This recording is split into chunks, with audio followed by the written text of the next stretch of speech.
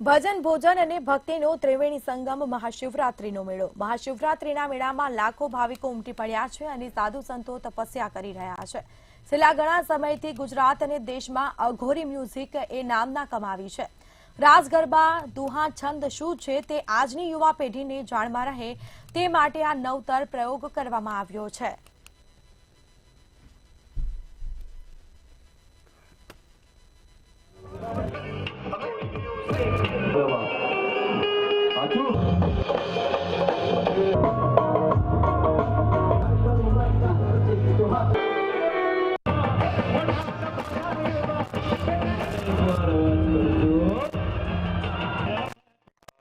આજની જે યુવા પેઢી છે એવું કહી શકાય કે અમે જે માધ્યમ ચૂઝ કર્યું છે એ છે હિપહોપ।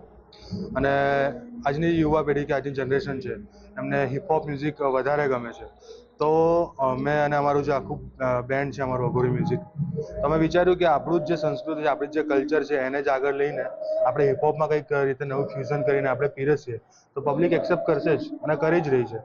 તો બસ એ જ અમારી જે કહેવાય ને કે હેતુ છે।